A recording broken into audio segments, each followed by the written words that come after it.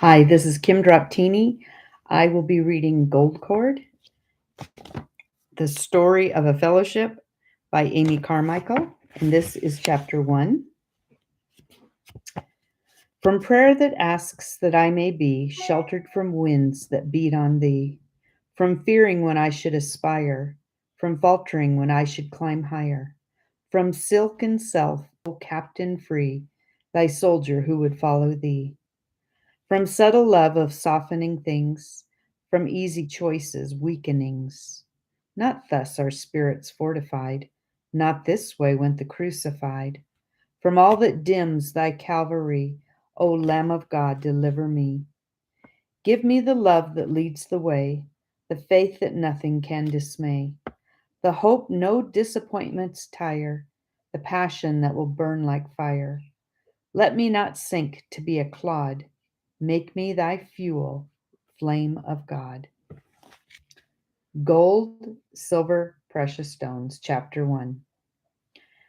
On a hot September day in 1918, some happy Indian children set out to trace their mountain river to its source. After the rains in June and in October, the river is a glory of rushing water pouring down a deep ravine. But in dry, burnt up September, it is shallow, and from below, bare boulders as big as cottages look like the steps of a giant staircase. It would be easy, we thought, to find the source. It was a joyful, though a scorching climb. Sometimes the shadowy forest on either side drew back a little, and there were open sunny bays where the people of the woods came down to drink. Often the moist ground near the water was pitted with tiny hoof prints, and once there was the more exciting spoor of tiger. Perhaps even now they are watching us, seeing everything we do, whispered the children, and they were aware of delicious shivers and hesitations. It was thrilling to think that the forest was full of eyes, and they quite near and watchful. But never the tip of a tail was seen that day. The birds warned the monkey people, and the monkey people warned the other people, long before the queer blue creatures crawling up the riverbed approached. Only the brave Malabar thrush, who whistles like a schoolboy trying to find a lost tune, waited till the curious blue appeared over the top of a boulder. Then, with a sharp cry of surprise or disapproval, he flew off. The children found new delights: fairy falls and fairy pools and caves and dear growing things, great ferns and cushions of moss. But the source they did not find. A tree had crashed through the forest, just where the banks were too steep to climb, and the undergrowth was too entangled to penetrate. The trunk was covered with orchids and was a beautiful thing, but it barred the way. Below it was a deep, clear pool. The children knew that far beyond, above the fringes of the forest, the real source must lie out under the sky in a lonely loveliness, with only the wind and the whispering rushes and the marsh flowers to tell it of the ways of the world below, but they could not go up there. We have been asked to tell of the beginning of our fellowship, why it shaped as it did, and how it came to be a little thing committed to the hand of God. We cannot go back to the beginning, so we begin at the pool below the tree that leans across the river. It was a dull Sunday morning in a street in Belfast, 33 years before the day when the children climbed their mountain stream. My brothers and sisters and I were returning with our mother from church when we met a poor, pathetic old woman who was carrying a heavy bundle. We had never seen such a thing in Presbyterian Belfast on Sunday, and moved by sudden pity, my brothers and I turned with her, relieved her of the bundle, took her by the arms as though they had been handles, and helped her along. This meant facing all the respectable people who were, like ourselves, on their way home. It was a horrid moment. We were only two boys and a girl, and not at all exalted Christians. We hated doing it, crimson all over, at least we felt crimson, souls and body of us. We plodded on, a wet wind blowing about us, and blowing too the rags of that poor old woman, till she seemed like a bundle of feathers, and we unhappily mixed up with them. But just as we passed a fountain, recently built near the curbstone, this mighty phrase was suddenly flashed, as it were, through the gray drizzle. Gold, silver, precious stones, wood, hay, stubble, every man's work shall be made manifest. For the day shall declare it, because it shall be revealed by fire. And the fire shall try every man's work of what sort it is, if any man's work abide. If any man's work abide. I turned to see the voice that spoke with me. The fountain, the muddy street, the people with their politely surprised faces. All this I saw, but saw nothing else. The blinding flash had come and gone. The ordinary was all about us. We went on. I said nothing to anyone, but I knew that something had happened that had changed life's values. Nothing could ever matter again but the things that were eternal. From this pool flowed the stream that is the story.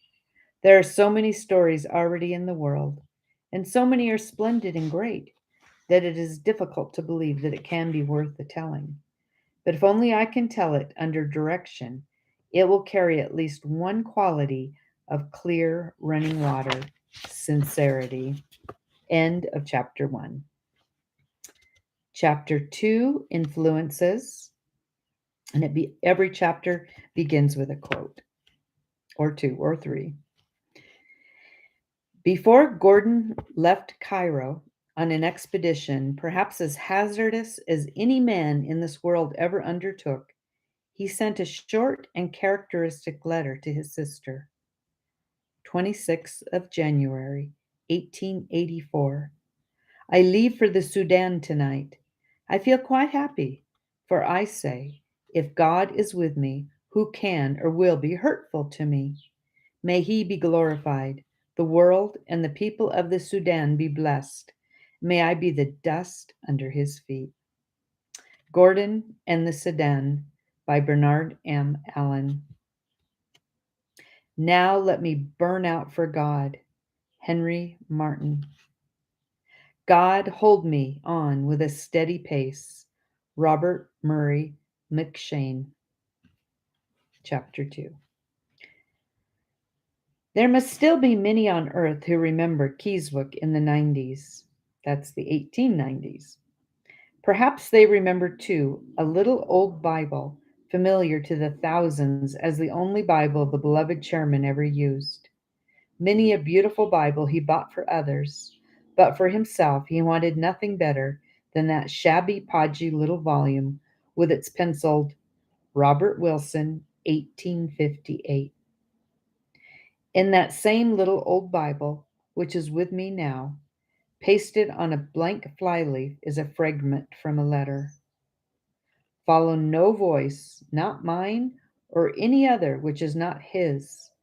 My soul, wait only upon God, for my expectation is from him.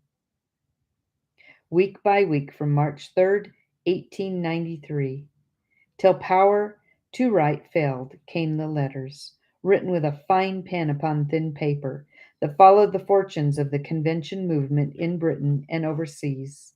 And always somewhere there were words of loving wisdom, counsel, encouragement to keep first things first.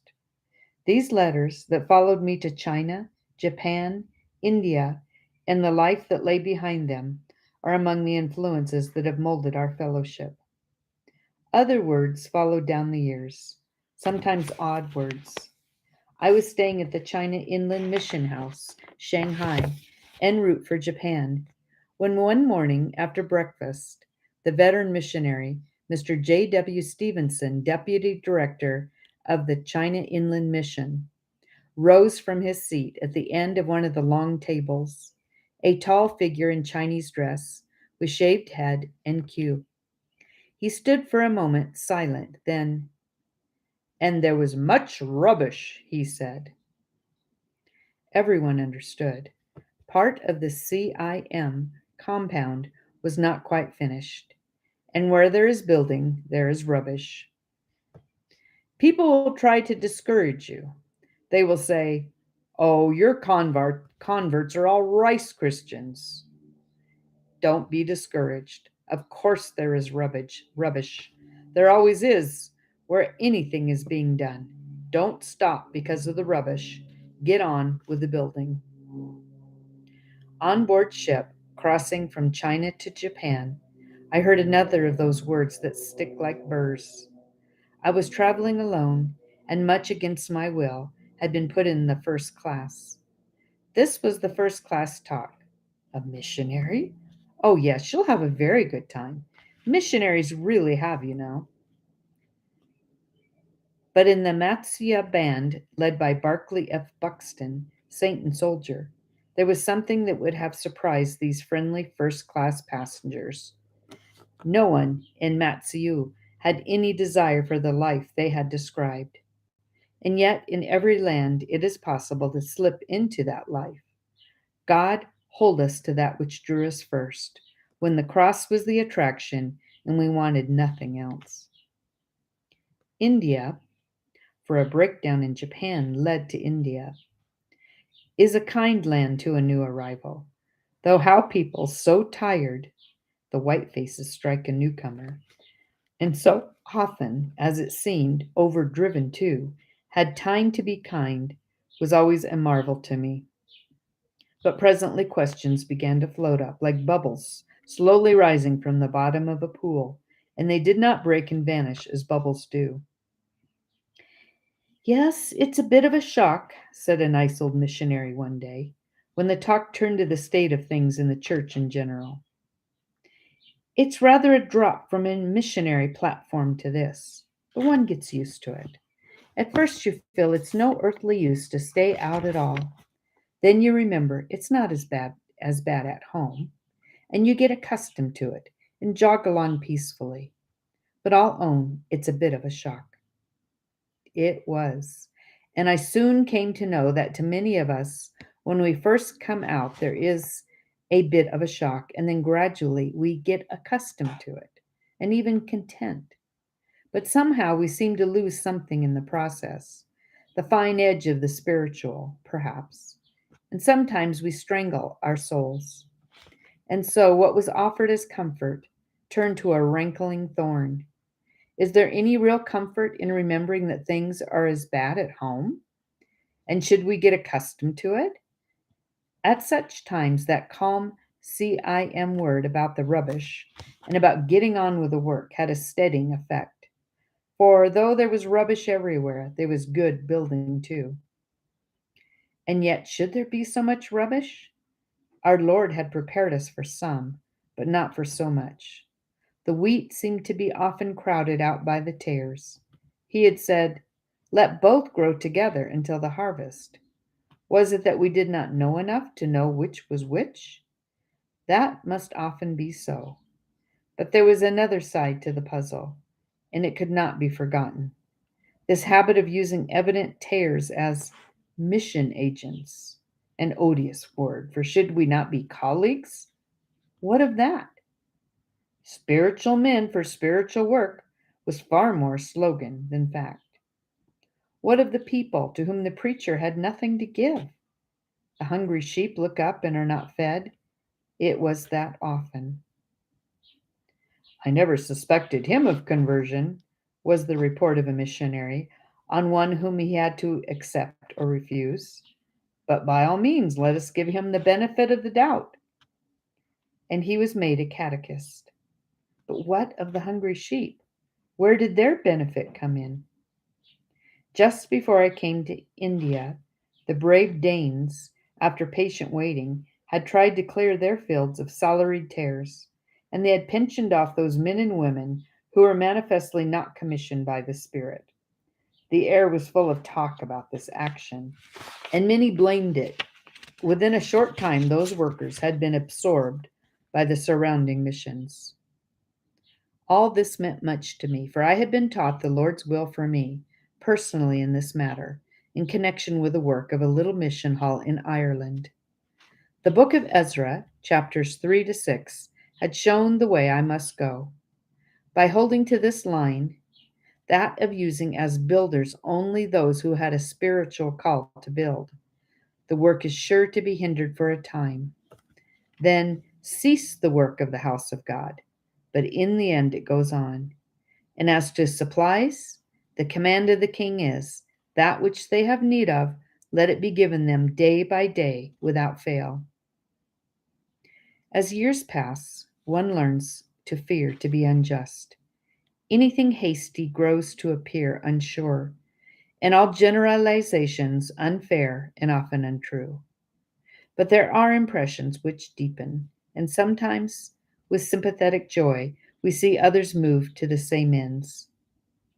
At the time of writing, nearly 40 years after these influences first began to work, an Indian woman is trying single-handed to lead the mission of which she is a member back to the ways of the Acts of the Apostles. She is considered unpractical, always the word for anything that crosses the usual. God's dream. God's dreams are always unpractical, but in the end, some of their dreams come true. And now, in a place quite unlike a city street on a rainy day, another great truth was made vital. It was the grave of the pioneer missionary Regland. It lies on a bare plain in North Tinnevelly, near a small ruined house. The day had been hot. We, the walkers of Tinnevelly and I, had had a rackety journey and a walk on a glary white road. Nobody seemed inclined to speak. The stifling heat discouraged speech, and we hung about the ugly little ruin and the depressing tombstone like wet socks put out to dry, to quote a perfect word for the feelings of hot, limp people at the end of a blistering day. It did not seem the moment for anything inspiring to happen, but suddenly Mr. Walker, Raglan's spiritual successor, broke the tired silence with words that are associated with Raglan. Of all plans of ensuring success, the most certain is Christ's own, becoming a corn of wheat, falling into the ground, and dying. Verily, verily, I say unto you, except a corn of wheat fall into the ground and die, it abideth alone. But if it die, it bringeth much fruit. Forgotten then were the heat, the fag of life. Forgotten was everything. For a minute we stood in silence, and I know that the prayer rose then from the depths of our hearts. Lord, give it to us to live that life, and to die that death, and to bring forth fruit unto life eternal. In those days a spirit of concern was abroad in the land. Raglan's influence had not quite passed, and Walker of Tinnevelly was in the full might of his power. He stood for the highest always and everywhere. And there were others all over India who clearly discerned the true nature of that which shows so well on paper, but must bring tears to the angel's eyes if such glorious beings can weep. Sometimes in our little corner, the stiffness that confined the weekly mission prayer meeting was broken through, and fustiness fled, and there was a quickening and freedom and fresh air. It was not discouragement that moved these men, it was sorrow. And though I knew so little then, I was wholly with them. This ice and this formalism, how melt them? How kindle these dry sticks? One hardly ever saw in the churches or in their network of organization anything approaching a fellowship with our Lord's cross and passion. The love that should fuse us all together was simply not there. Why was it so? People referred to the epistles of St. Paul and quoted Westcott about our habit of unconsciously clothing the early centuries in light. This was salutary, but there was no way to evade the questions that persisted. Why are these things so? Is the reason some lack in us? Do we love the people enough? Does the love of the heavenly lover pour through us to them? Very early in Tamil reading, one comes upon a proverb. As the thread, so the garment. As the mother, so the child. Was this lovelessness, only ourselves multiplied? We grovel among trifles, and our spirits fret and toss, and above us burns the vision of the Christ upon the cross. Did the vision burn above us? There were some who had shone in the missionary sky like those great white stars that hold us in wonder, so pure and so glorious do they appear among the hosts of lesser stars. Part of the joy of missionary life is to learn to know, through the most vital of missionary biography, the starry souls who shine now in other skies. And there was some shining like that among us then. But as a company of people set apart for a special purpose, we were, it seemed to me, just dim. There did not appear to be anything burning about us. We were decorously smoldering. We were not vehement flames. Were we a flame at all? And I knew that I burned most dimly of all. I realize that I have scarcely begun. I do not think I would dare to call myself a missionary yet. A South Indian missionary wrote this recently in a private letter, which I am allowed to be used because it speaks the thoughts of more than one earnest heart. It continues. I have stood, as it were, on the edge of his sea of suffering, and have hastily diverted myself with something else, lest he should call me to enter that sea with him. And yet there is nothing I long more to do. To me, there is no more tragic sight than the average missionary. A Hindu bowing down to his idol leaves me unmoved beside it. We have given so much, yet not the one thing that counts. We aspire so high and fall so low. We suffer so much, but so seldom with Christ. We have done so much, and so little will remain. We have known Christ in part, and have so effectively barricaded our hearts against his mighty love, which surely he must yearn to give his disciples above all people. Far more than anything, into these to whom we were sent, this dullness, this dimness in ourselves came with a sharp surprise. India is a land where it is fatally easy to live easily. Those were ignorant years, but the thoughts that came colored that which was to be, and so they belong to the story of our gold cord. And a little old poem that I have rarely heard quoted, one of Traherne's written some time before 1674, so persisted in recurring that I copy it now. His earnest love, his infinite desires, his living, endless, and devouring fires, do rage and thirst and fervently require a love 'tis strange it should desire. We cold and careless are, and scarcely think upon the glorious spring whereat we drink. Did he not love us, we could be content. We wretches are indifferent. 'Tis death, my soul, to be indifferent. Set forth thyself unto thy whole extent, and all the glory of his passion prize, who for thee lives, who for thee dies. 'Tis death, my soul, to be indifferent. That is surely a deathless word. End of chapter 2. Bear with this book. That first part was kind of hard and kind of wordy. The story picks up, it gets better, and I hope you enjoyed it. Thank you for listening.